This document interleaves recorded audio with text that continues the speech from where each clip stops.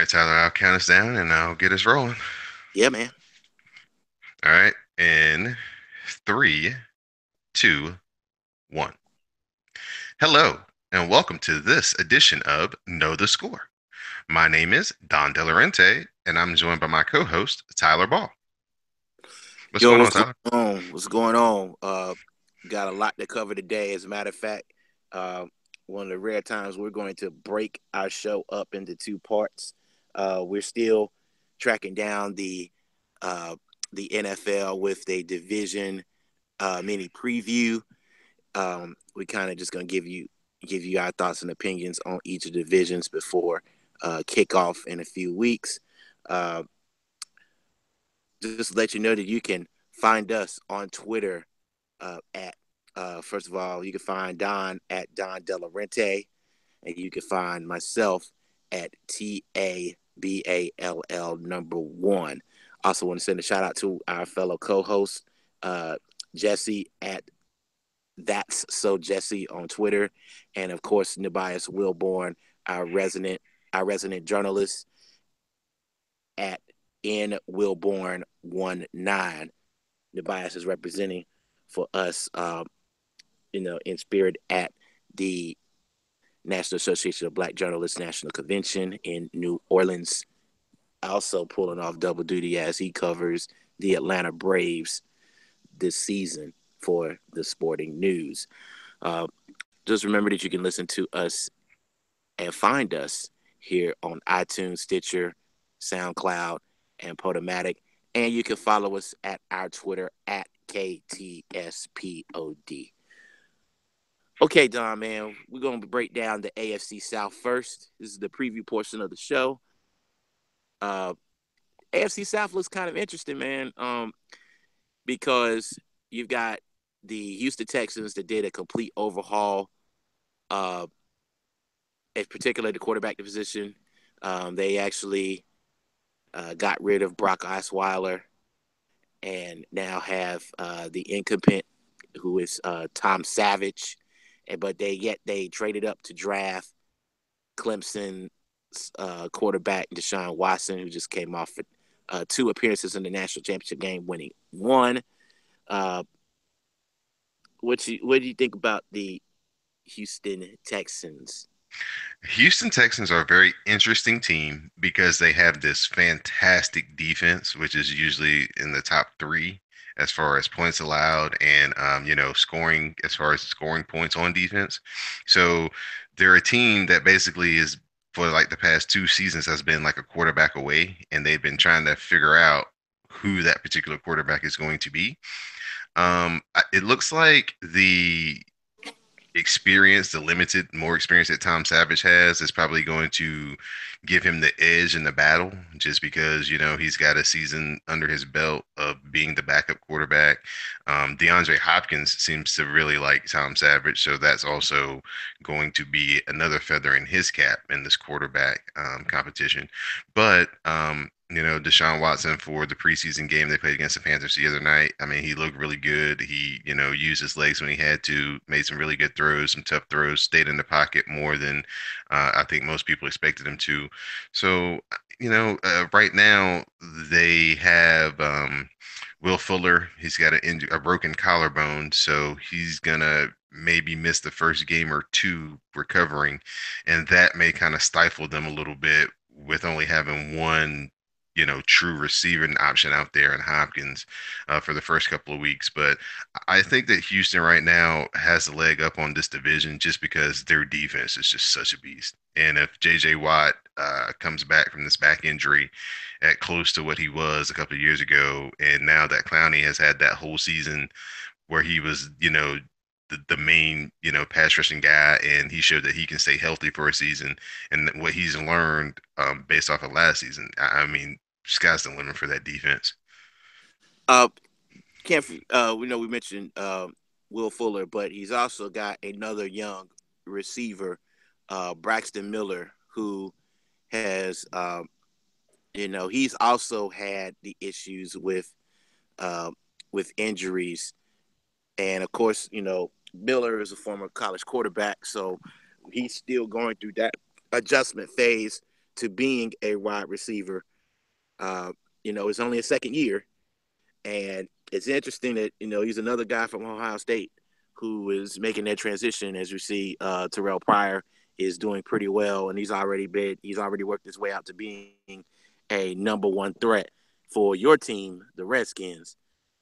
Miller is trying to do the same thing, but he dealt with injuries last year, and that kind of stymied his growth. But we need to he needs to come up even bigger now, especially with Fuller out with his collarbone injury. Uh, my concern with Houston has always been finding the answer at running back. Uh, it's always been a question. I mean, they've always had a mainstay with Arian Foster, but however, Foster has been pretty up and down his entire career as far as uh, injury. So, no consistent real backfield. You had Alfred Blue back there. They've tried a couple of others, but it's just interesting to see what they do with running the football, because once they run the football, they'll be able to go into the play action game and get some deep balls down to Hopkins and maybe to Miller as well, who also can get down the field. But as long as they spot you 24 points, they've got the best shot of winning 10 games in this division.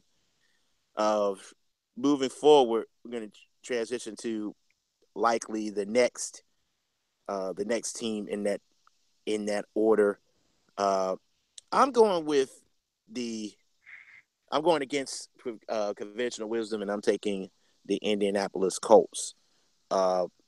Just because I still believe in Andrew Luck some way, some shape or form, but he's reaching the point where he's been battered by his offensive line once too often. And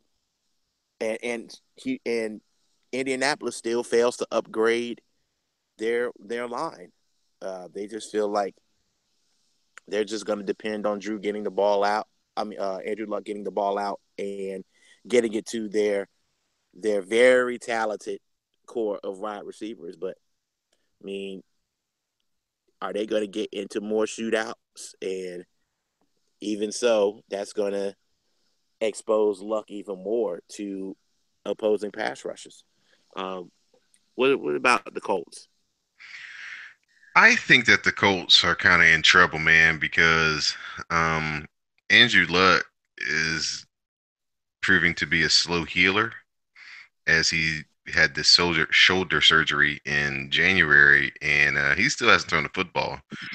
And the season is like a month away, so you know, I, the quarterback, probably needs the most reps out of everybody just for timing, with the different receivers, the different audibles, different looks, line shifts. I mean, for your quarterback to miss this much, he's missed all the OTAs, all the offseason stuff. Now he's missed the first two, weeks of training camp and preseason games. That's going to be a lot for them to overcome. I mean, this isn't like a defensive end or a running back or a receiver where, those guys sit out most of camps for most teams, and, they can come in and not miss a beat. I don't think that's going to necessarily be the case with quarterback. People will point to, well, Tom Brady never plays in the preseason, but he does, make all the throws in practice and does all the practices. So, the timing and the rhythm, gets worked out there. Um, I think that this may be a year where Frank Gore may be the most important player on their team. If they can establish a running game and maybe rely more on their running game and have Andrew Luck take less chances as far as exposing him to drop back and leaving him in the shotgun, where, that division, who has pretty good defensive ends and linebackers, can just tee off on them. I think that might be kind of the philosophical change that the Colts make this year, as they try not to make as many games shootouts, just so they don't have to expose Luck to, big hits that could, re-injure that shoulder and, take him out for the season. And if he misses the season, then, they're going to be picking in the top one, two, or three. All right. I am kind of at a pause when I come to thinking about the last two teams in the division, the Titans and the Jacksonville Jaguars. Um, for similar reasons, actually, I think both teams have a ton of talent up and down their roster, but they've got weakness in certain positions where you can't have in order to be better than mediocre, like in between 6 and 10, 7 and 9, and 8 and 8. Uh, I don't see the Titans getting to 8 and 8. Uh, they have a defensive overhaul. Uh, I really like former USC corner Adoree Jackson, who's going to start right away. Uh, Bryce McCain, who's pretty talented, but that's going to be a major issue at corner. And Tennessee has traditionally been a very solid has had a very solid defensive backfield until now. So it's pretty much an open competition, and we really don't know who's going to hold those 4 or 5 spots down. Um, Tennessee also has issues uh, with Marcus Mariota. Uh, broke his leg last year. Still not 100%, but again, injury is a question because he has not played a full 16 game slate in either one of his two seasons. We know that he's good. We know that he's capable, but can he remain healthy? And of course, that's an obvious question on the offensive line. Uh, we got to watch out for Corey Davis, who's their new wide receiver. Uh, he's 6'3", very explosive. They also picked up Eric Decker from the Jets, who gladly was able to get his release from a team that's probably going to be competing for the first round pick of the draft next year. So he's gonna have Mariota's gonna have some opportunities, but will that translate into wins, especially against uh, a pretty rough schedule? I don't know. Uh, what are your thoughts on the Titans? Titans. The Titans are the scariest team in this division because if they want to just line up and say, "Here we come," they can line up and say, "Here we come." I don't think any other team in this division has the ability to run the football in obvious situations like this team can. Um, DeMarco Murray had a resurgence in Tennessee last year. He was one of the leaders in touchdowns and yards. They also had Henry, who was more of a spot player from Alabama in his rookie year, but he'll probably be a much more bigger dose of the offense. Their defense, their front seven is a beast. They're just as good as Houston in the front seven, where Houston has the advantages. Houston has the better secondary. And so Tennessee tried to address that in their offseason. They've come up with a couple more playmakers. They added Eric Decker from the Jets. So, a veteran receiver to help out Corey Davis and to help the progression of Marcus Mariota. Um, I think that the health of Mariota will be okay. He's had some kind of freak injuries. He's had guys roll up into him and hurt him. It hasn't been because he took just this clean shot and didn't get up. He's had guys around his feet and those type of things. So I don't really think that his health will be that big of a concern for them if they can run the football. Like just like the Colts, your best friend for your quarterback is to run the football. And with those two good running backs, they can limit the amount of times Mariota throws. They can make him, a 25 attempt passer. And if he's, 18 for 25 with a good average per completion, that's all they really need to be successful. If their secondary can kind of keep people from going over the top. I think that the Titans will be one of the surprise wild card contenders or in the hunt till the last couple of weekends. Um, as far as Jacksonville goes, it's basically Blake Bortles will bust. Um, they're really stout on defense. They've got a slew of running backs. They add Fournette to the collection they already had. They've got two great, capable receivers on the outside. Tight end is pretty decent. So it's just going to be if Blake Bortles truly understands the art of quarterbacking. I mean, Reggie Wayne kind of broke down his play from their preseason game where he said, hey, the particular routes they were running two out cuts on the outside, and he said, as soon as Blake Bortles saw that the cornerbacks for New England were playing press coverage, he should have changed into a different play, or B, not thrown the ball to the outside, which he did, which, almost got it picked off. So, he's saying that, that's kind of the things that are holding Blake Bortles back, is that he doesn't seem to understand what they're doing versus the concepts that the defense are doing and how to make those split second decisions or understand where the ball needs to go once the defense shows him how they're going to play their particular offense. So, um, this is his make or break season. If he improves and doesn't throw bad interceptions and really, you know, finishes like he did 2 years ago when we all thought he was ready to take the next step into last year, Jacksonville will surprise a lot of teams because when they get in the red zone this year, I don't think they're going to come away with a lot of field goals with Leonard Fournette being able to, carry guys into the end zone from 2 or 3 yards out. So, Not only is it Blake Bortles or bust, but you better hope that Leonard Fournette comes through as well. Uh, a lot of hype around this guy.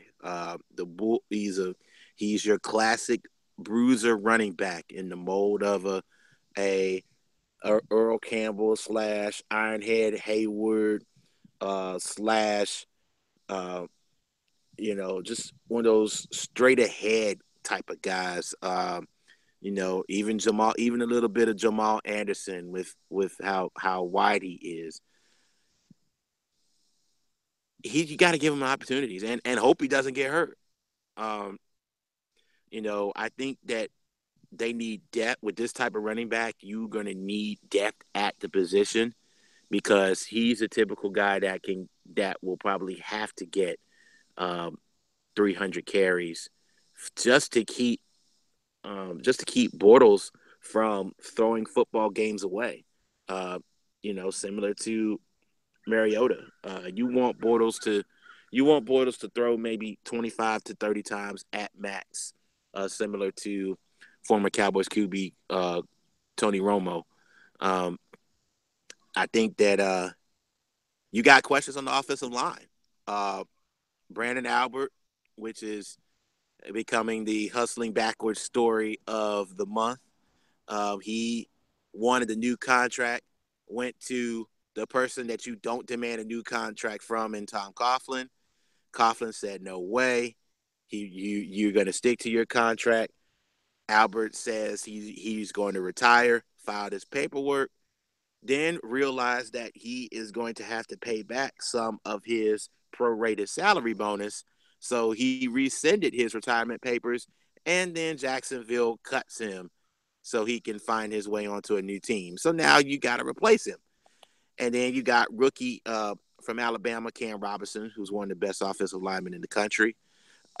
Eventually, Robinson's going to be the new left tackle to replace Albert. You're hoping that he becomes the next mainstay for 8 to 10 years at that position, since you drafted him that highly. Um, but that's going to be a key. The key to that team, almost as much as Bortles will be the offensive line and how they perform. Um, I'm not necessarily worried about their defense. Um, the one thing that affected them was sudden change, and that's Bortles throwing too many interceptions. mm-hmm. So they don't expect to win more than 6 games. I'm going to play conservative and put them at 6-10.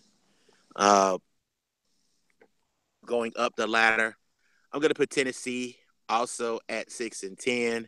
Let them fight it out in the tiebreaker. The Colts, I say they get to 8-8, and I will give the Houston Texans the division at 9-7. Uh, any predictions for your end for this division? Do you know who they're matched up against outside of their division? There's Outside division, well, that's why I did the AFC East first, because they will have the AFC South and the NFC North. okay. So that's Detroit, Chicago, Green Bay, and Minnesota. Hmm. Yeah, I can see the Texans probably coming in at maybe like 10-6. Their defense, wins a game or two, helps them out in the season. The Colts, yeah, 8-8 sounds about right for them. That's kind of where they've been the last couple of years, 8-8, 9-7. I think Jacksonville is going to probably be about 6-10, and the Titans are the one team I don't really have a read on. I mean, they could be right there with Tennessee. I mean, excuse me, they could be right there with Houston. Maybe tied up in the last day, or they could be down there with Jacksonville. So they're kind of my wild card team. I don't know. I just don't have a read on what they're gonna do. So yeah, it's gonna be yeah, we're looking at the, for example, uh, the Texans is kind of interesting to me. Yeah, they start off. They actually opened the division to start off with. Then they've got actually they start off with 3 home games: uh, Titans, Chiefs, and Browns at Seattle, home against the Colts, at Rams, home Cardinals, at Baltimore, at Titans, home 49ers, at Jacksonville, uh, Steelers at home, and then end the season at the Colts. So that's not bad. I think something that we didn't touch on as far as Houston goes is the retirement of Vince Wilfork and just kind of what that's going to do to their ability to stop the run. That's really been their biggest asset on defense the past few years since Vince moved over from the Patriots and lined up beside J.J. Watt and Clowney. Is that he basically was the one man run stopper, and then those guys could just pin back and just try to meet the quarterback. So with Vince retiring, and looks like he's going into the competitive barbecue world of things.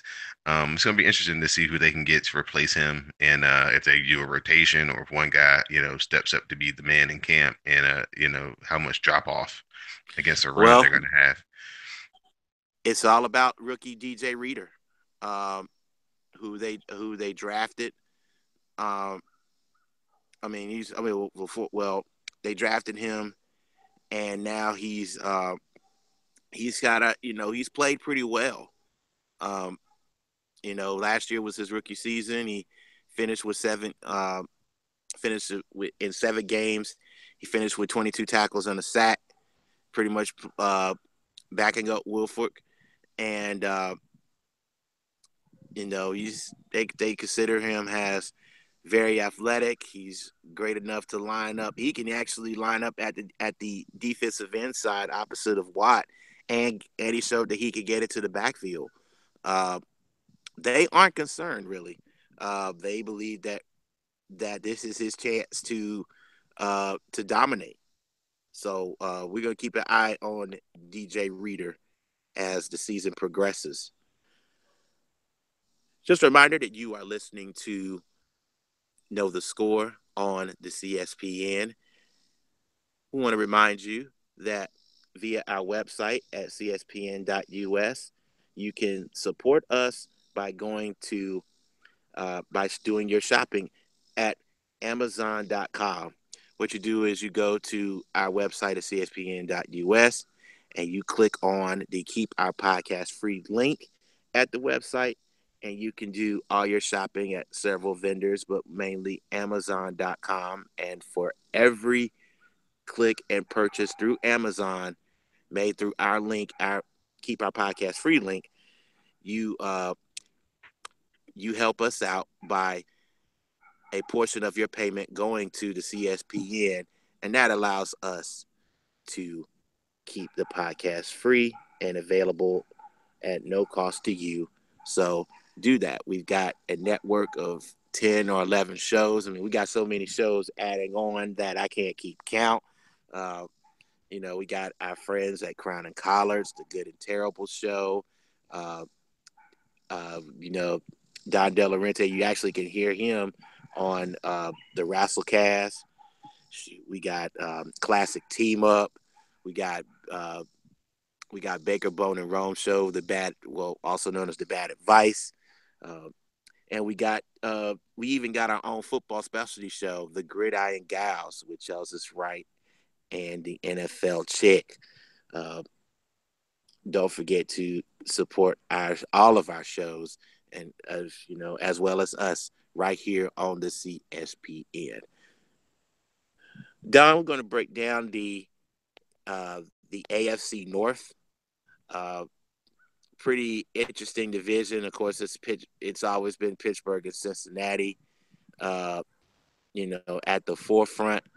At first, I guess we can break down the Pittsburgh Steelers. Another year, another run for the Pittsburgh offense.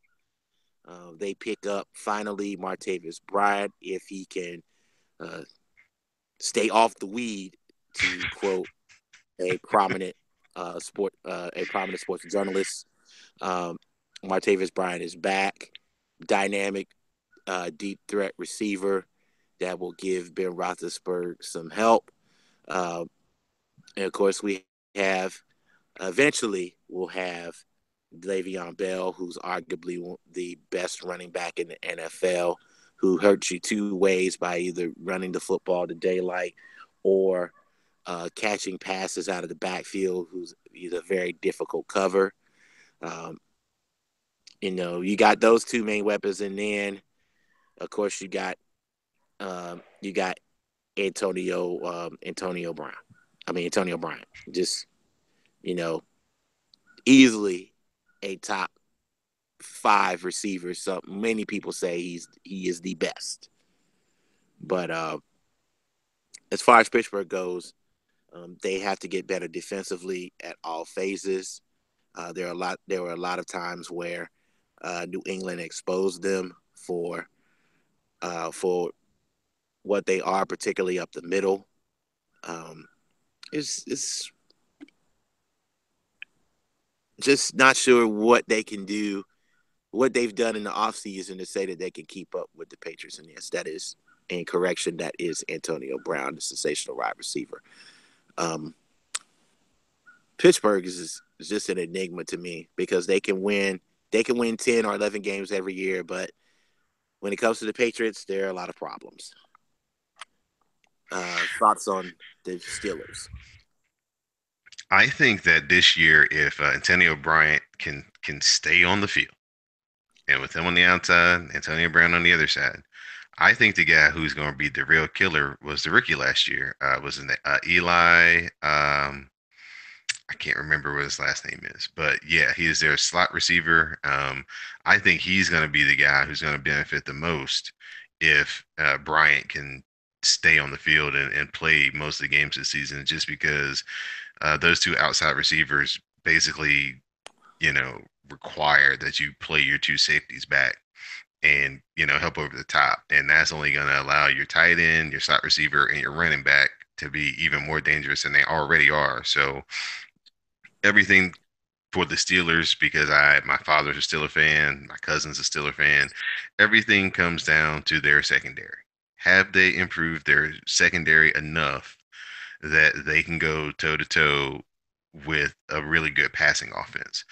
This isn't the Blitzburg zone blitz confuse you type team that we came to know and love that could kind of have a weak secondary, but they played so many games in their front seven and having Troy Polamalu as kind of like an extra linebacker that they could cover up the weakness in their secondary because they could create so much pressure. That hasn't really been the case with Keith Butler running the defense. They've been kind of more of a selective type blitzing team where they try to only, use the blitzing style when you're at a disadvantage. So it exposes the lack of talent that they have in their secondary. Um, I think if I'm a Steelers fan, I'd be very afraid that Le'Veon Bell might pull a hamstring in like the first game or the first week of training camp, just because, that's usually what happens to running backs when they sit out the preseason and don't do the conditioning within the team framework and kind of quote unquote work out on their own. Those soft tissue injuries seem to happen to them far more often when they sit out. So if I was a Steelers fan, that would really concern me because if he cannot play for a significant amount of the season, it really hurts their passing game. I think that D'Angelo Williams is a capable backup. We've seen him come in some spot duties and do a good job. But I think for the overall effect of what Pittsburgh wants to do, they need Le'Veon Bell's threat in the backfield running the ball to really create the mismatches and the just overall problems that their receiving core can cause most teams. I mean, they're one of the deep. Actually, that's going to be the main issue in training camp is which receivers are they going to keep? Because I know you mentioned Rodgers, but they spent a second round draft pick on uh on Juju Smith Schuster from USC. Uh, then you have Martavis back. You got Sammy Coates and Darius Hayward Bay. Uh, Hayward Bay is is your fifth receiver. Um, Kanan Severin, who he wants a spot too, and he's likely gonna be the guy on special teams. So, if you keep Severin, then that means they're going to be three receivers for two spots, which would be DeMarcus Ayers, Kobe Hamilton, and Eli Rogers. And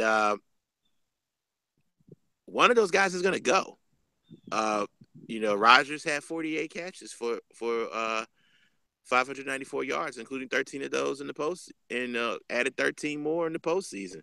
Uh, and that doesn't even include Justin Hunter, who came over from the Buffalo Bills. So they're going to be loaded, and whoever does not make the Steeler roster, that person is those person or persons are very, very, very talented and could help some teams else. They could help some teams elsewhere. Um, so I would pay attention on the waiver/fantasy wire for all of those receivers in the Pittsburgh training camp. And another thing before we move on from Pittsburgh is just how many games are going to be lost to injury from Ben Roethlisberger. That's always kind of their Achilles heel in the season is that at some point in the season, Roethlisberger misses anywhere from 2 to 4 games. And Pittsburgh's backup quarterback situation has left a lot to be desired in the last 4 or 5 years. We do not Um, believe in Landry Jones. We do right. not. They've actually been hurt in the playoff seeding uh, by Roethlisberger missing games and getting losses and to teams that they probably would have beat like a couple of times here, just because Landry Jones is not capable of moving the team down the field. So and I know that's another thing that Pittsburgh fans kind of here recently have kind of built into their outlook is just okay. How many games is Ben gonna miss, and can we win half of them? And if they can if that's the formula, if he misses 4, they can win 2. Then they'll they'll be right where they need to be at the end of the season. But if he can actually make them through all 16 this year, man, Pittsburgh might might only lose 2 or 3 games. Yeah, I think that's fair considering how there we have to obviously consider where the schedule falls as well, and we'll talk about that a little bit later. Um, Going over to the next team, the Baltimore Ravens. What in the world has happened to the Ravens? Um, just a few weeks ago, the Ravens were literally the talk of the division. This may have been their year to unseat the Steelers as the lead team in this quote unquote black and blue division. They had the personnel, they had the experience, they had the talent. Then the injury bug hit hard, really hard. Dennis Pitta gone for the year, probably for good this time. Um, Yeah, it's an unfortunate just the things that's been going on with his hip, man. Just such a talented player, but never really got a chance to show it. Just because this hip just won't stay in place for him. and it's awful because that's a position where uh, that's a position where the Ravens have been good at for years, years ahead of Pittsburgh is at the tight end. I know Heath Miller's been serviceable, but whoever has been Baltimore's tight end has always been better, and they've always had the advantage there, and they are definitely going to miss that. Uh, Jeremy Zuda traded. Ricky Wagner gone, free agent. John Urschel, who's created some stirs, who's starting left guard, decided to retire amidst the CTE report that we discussed last week. Urschel is a massive loss. Playing a team that likes to run the zone, that runs the zone read at left guard, particularly counters and traps. Urschel being the kind of the leader of that line, uh, that's going to be a huge void. I know he gets more coverage because of his life after football, which he actually left to pursue his PhD in mathematics at MIT. Uh, that came across as a shock. Uh, he had already made a decision earlier to remain as a football player when he was mulling the effects of CTE and leaving the game early. But this time he decided to do it, and the Ravens are in a bit of a bind right now. They've lost 7 players in this offseason due to either injury or retirement, and they're easily the most affected team going into the season. So, uh, how do you think the Ravens can actually overcome the attrition that they're facing right now, Don? The Ravens are in trouble, man, because they got questions at every spot on offense. The quarterback has back issues. We don't know if he's gonna make it through a season because he could sneeze wrong and be out for the year. They've had questions at wide receiver forever, and that hadn't gotten any better. Jeremy Maclin's come over to kind of add some veteran presence, but I mean, he's not a speedster or a game breaker type of receiver at this point in his career. So, there's still going to be question marks there. He's Like you also said, injury prone too. right? Like you said, offensive line has some major holes coming into the season, and then they have a training camp battle at running back as well. So, offensively, Baltimore is all over the place. And then of course they fired their offensive coordinator in the middle of the season last year, so that's that, trying to get more familiar with the new offense, year and a half in without your starting quarterback being able to take a lot of the preseason and training camp snaps. Um, this may be the year where the Ravens end up in the top five of the draft just because they don't have the talent due to injury. Their defense is getting older. I mean, they're still one of the nastiest units they got out there, but they're not going to be able to, you know, hold up with the offense not being able to move the ball and keep them off the field. And I just don't see Baltimore's offense scaring that many people this year. I just think that this may be a year where, Baltimore gets a chance to kind of get themselves, one of the really elite players that will be available out of the draft this year and kind of just, reset themselves. And it may be one of these years where they kind of start saying, okay, let's see what our young players can do and identify, their young talent um, at some point this year because I just don't see them being able to generate enough offense to compete. All right, we move next to the hard for me to say this, the up and coming Cleveland Browns. Uh, Cleveland is an interesting. They're an interesting team. Had a great draft. Finally, they made the safe picks, taking Myles Garrett, number one overall from Texas A&M, safe pick. Uh, Making trading down to get more picks to boost their roster. And this is interesting because last year, all 14 of their draft picks played significantly. Uh, they believe that they're going to. There's a serious youth movement, and these guys are actually making dividends. The Browns' defense is borderline special right now. They've got a pass rush led by Desmond Bryant, Barkevius Mingo, Jabal Sheard, uh, one of the better secondaries in the game with Joe Hayden, who's probably one of the closest things you can come to with a as far as mentioning a shutdown corner. Um, I'm not sure if being a Cowboy fan, I'm not sure if Brandon Wheaton is the answer at quarterback, but they do have a very exciting uh, Terrell Pryor, who has actually made the transition from Uh, quarterback to wide no, receiver. no, no, he's not on their team I anymore. mean, I'm Redskins sorry, I'm snatched sorry. They him up. gave Thank away you. they traded Terrell Pryor, and I actually said this earlier. They had Terrell Pryor, but um, we don't know who Brandon Wheaton's going to throw to now that Terrell Pryor is gone. Uh, Right.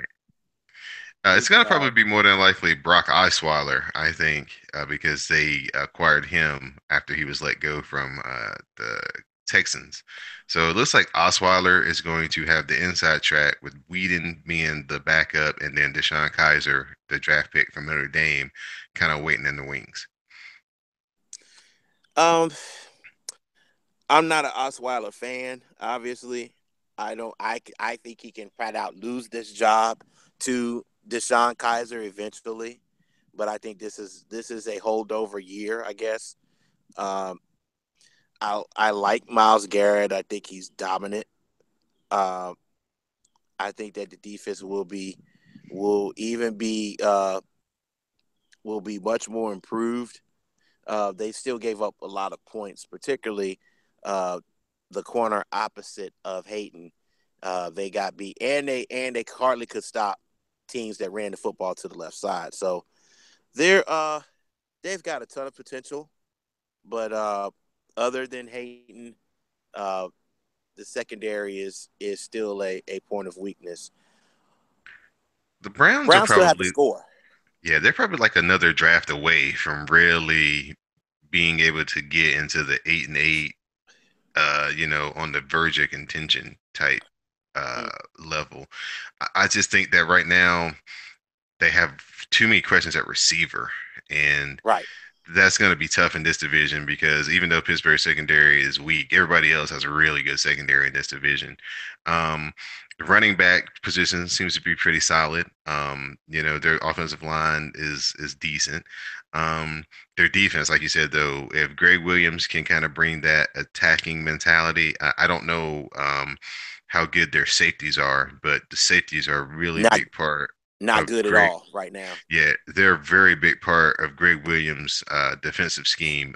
He likes to bring a lot of blitzes from the secondaries, particularly walking safeties up late, in the disguise to kind of, overload a side to create pressures. So if Cleveland can find the type of guys in the safety position that Greg Williams likes to use, then yeah, their defense could really hold them in enough games where if their quarterbacks can make enough plays and receivers catch enough balls, they could be in the game late and maybe still with a field goal or defensive stand. But to me, I just think that Cleveland's just one more draft away from, really being able to contend. I think they'll be much improved just because defensively, they're going to be tough. They're going to be Yeah, really tough. You're going I to, mean they got Jamie Collins. Their front seven. I honestly think that their front seven can hang with.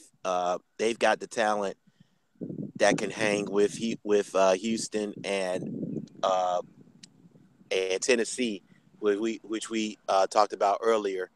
Um, getting Jamie Collins essentially for the cheap is huge for that hmm defense. He they're is deep, their he is their all-star talent, right? uh, and also so is Joe Hayden, who's a Pro Bowl type corner. But They're they're putting together a they're going to defense get better. that is kind of like the old Baltimore and Steelers defense of the early 2000s, where you play them and then you win or lose whatever you come out, and then when you play the next two games, your team is still affected from playing against that tough defense. Yeah, getting physical style, just the sore, the aches and bruises from playing a team in this division overall can wear you down mentally and physically. Uh, Speaking of mentally and physically wearing down, we go to the last team in this division, the Cincinnati Bengals.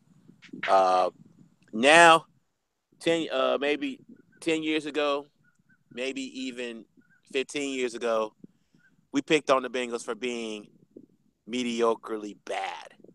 Uh, 5-11 seasons, 6-10s, 3-13s. But now the Bengals are on a 5-year run of making the playoffs. Now it really stings because they're not good enough to go any further. Which I don't know is worse, being mediocrely bad and stocking up on good players, or being good enough to make the playoffs, but you're not going to get the uh, top tier talent in the draft because you're going to be picking in the mid to low teens and 20s. Uh, I think the coming Bengals, from where Cincinnati Bengals fans were, I think they'll take going to the playoffs and and maybe losing in the first round for 5 years in a row. I think they'll take that, and I think they're extremely happy with that. Of course, they probably they want to see their team win in advance and move on. But I mean, from 2011 back through was it like 93, I think was the last we can time the go back Bengals even had a further. good team We can to go like back even make further. playoffs. 91. 91 was really bad. Yeah, 91 they were 91 they were 3-13 with Boomer Esiason and James Brooks. yeah. So I mean, going from that far back and then coming as far up to now having 5 straight years of, hey, we're a playoff team, we're in the mix, and the playoffs are just as much about who you play and where you play them as far as anything. I think they've only had one of those games where they were at home, and that was the Right. game a couple of years ago where they just had a total brain lock at the end of the game against Pittsburgh, a game that they had solidly in hand coming down to the last 5 minutes, and it got away from them. They play a lot of games on the road in the playoffs, and that's never easy. I don't care if it's a wild card game or a division game or whatever. So I just think that, the circumstances necessarily haven't been the best. They've had injuries to Eifert in the playoffs. He hadn't played in a lot of these playoff games, and he's a big part of what they do on offense. When he's healthy, he's maybe the best tight end in football, especially in the red zone. He has a knack for getting open and catching the ball in the end zone. Um, their defense is just like every other defense we've talked about in this division, real nasty. They've got the best secondary in this division. Um, their front seven is just as nasty as it's been in the past few years. Cincinnati's whole thing has always been, can they get enough production out of their running back and who can be their second receiver to draw attention away from AJ Green? They're still kind of trying to figure that out. Hopefully, John Ross comes in and can add, get some attention thrown to him, and then maybe that can free up AJ Green, help Eifert work in the middle, Hawkins a little bit, come out of the slot. So, I think Cincinnati's going to be right there in the mix again. They're probably going to make the playoffs, and for them, it's all about trying to just break through that. Get 1 week because the Bengals are one of those teams. Like if they win a playoff game, they could be real scary because that confidence could propel them right through to an AFC Championship game. It very well could. A lot of people are paying attention to Cincinnati because of the running back battle between Giovanni Bernard and Jeremy Hill and Joe Mixon. Of course, the Mixon was the player that had a domestic violence issue at Oklahoma. He was actually suspended for a year while in school. He eventually was drafted, bringing to the light the story of the Bengals having guys with past issues or personnel problems that could come to mind. Adam Jones, formerly known as Pac-Man, and of course Vontaze Burfict, who were key factors in their playoff loss against Pittsburgh, the one that you just spoke of, where they just mentally imploded. Kind of an unfortunate situation there. But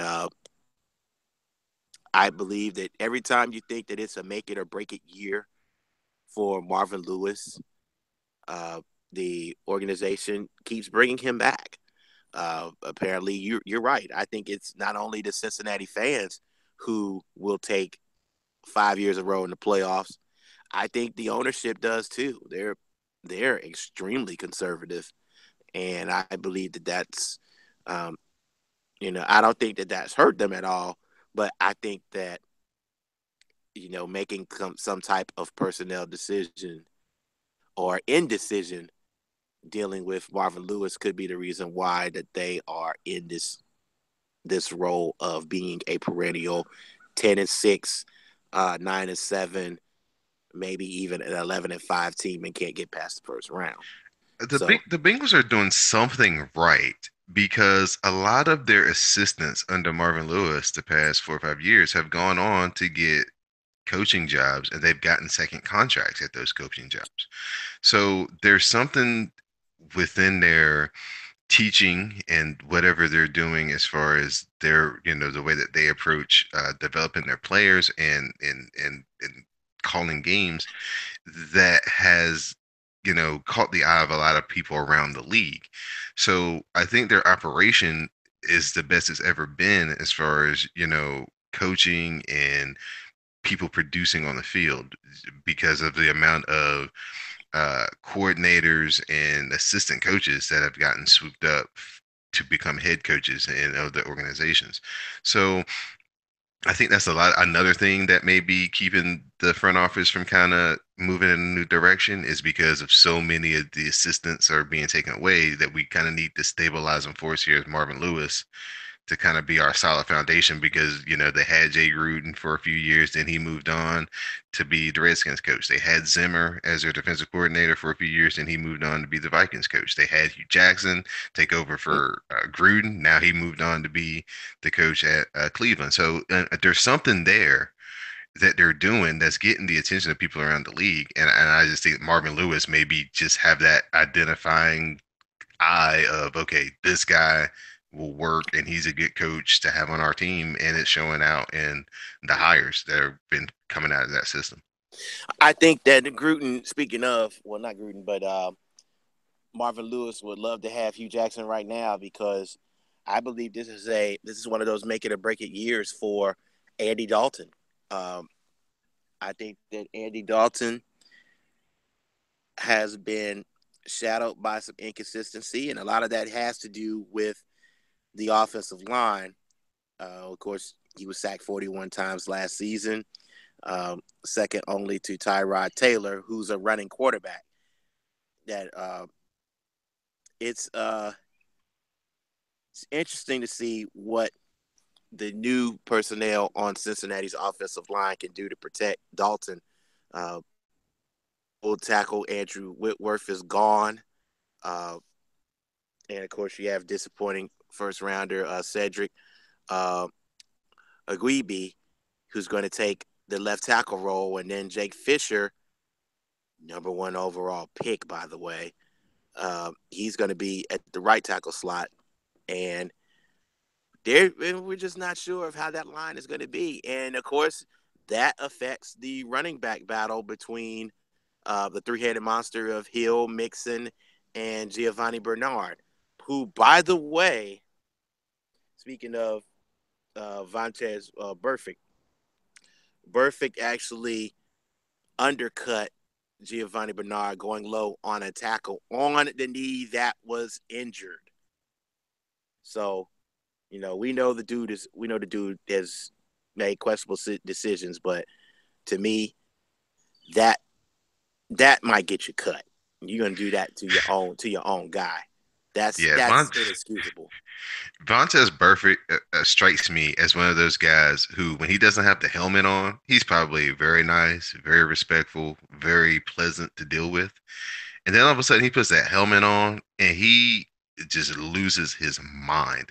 And when he gets in that adrenaline, that adrenaline kicks in, he's just out there to basically hurt whoever has the ball. And it doesn't matter if it's his teammate in training camp or if it's Antonio Brown coming across the middle in a playoff game.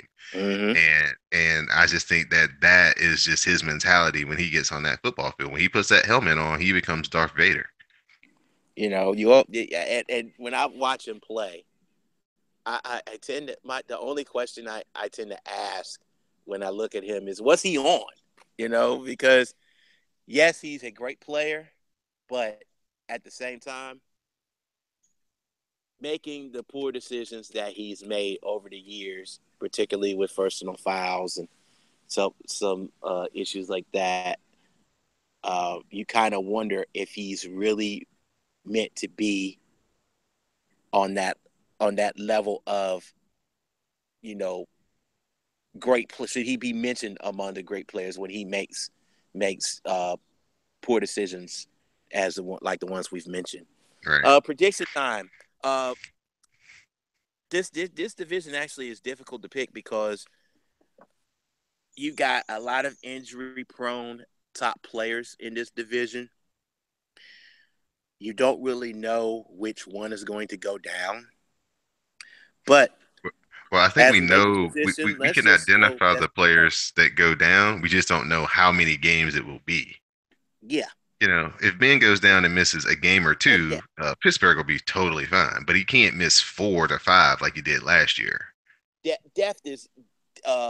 This is the division where depth has mattered the most over the years, particularly when they realigned the AFC, what was the old AFC Central.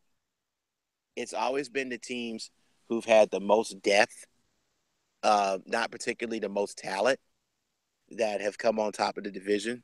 So If you look into that factor, I'm going to go ahead and say that I'm going to put Pittsburgh winning the division at a conservative 10-6. Cincinnati 9-7. Baltimore 7-9, and Cincinnati 6-10. Oh, wow. You really got a lot of confidence in Baltimore. I'm going Pittsburgh. Like I said, if Ben Roethlisberger plays all the games, they're going to be like 13-3. If he misses a few games, they'll probably end up 10-6, 11-5. Mm-hmm. I think that Cincinnati is going to come in second this year. I think they're going to be right around 9-7, 10-6, kind of where they were last year. I think that the team that's going to make the biggest improvement is going to be Cleveland. I think that Cleveland's going to probably find a way to get them 6 wins this year, just because their defense will keep them in games, and they've got a really good field goal kicker, and that does matter when you play close games. And I think Baltimore is going to just be 5-11 territory this year. I just don't see it for them. I mean, they've going to struggle so much on offense. And like I said, Flacco with this back injury. I mean, he's not getting out of the way of anybody pass rushing, and so if he gets hit and goes down wrong, he could be out again for another long stretch of time. And you And do have we've Ryan Mallett, who's throwing, yeah, who loves throwing the ball to the other team lately. right. And their backup quarterback situation is totally not the best in the league right now. So yeah, I just see Baltimore. I see them having their first really bad season in a long, long, long time. I think that's been kind of the greatest thing about Baltimore is, once they became the Ravens, and they finally got over their little 8-8 situation that they were in for 4 or 5 years there, and finally broke in and made the playoffs. I mean, they've been one of the most consistent teams in the NFL over the last decade. So it's very hard to maintain that level of consistency in this league, and I just think that now is their time where they get a chance to rebuild and pick high in the draft and kind of reset their direction, as far as their team goes, because their defense is getting older. They've had trouble with wide receivers for the last 4 or 5 years, it seems. Seems like their running back situation may finally get kind of straightened out this season. But aging quarterback with a bad back, bad things are bound to happen for Baltimore this year.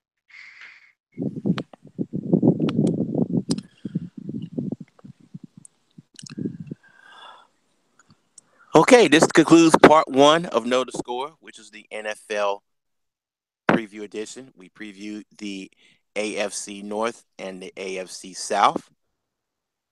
Don't forget to keep tuning in as we wrap up the AFC.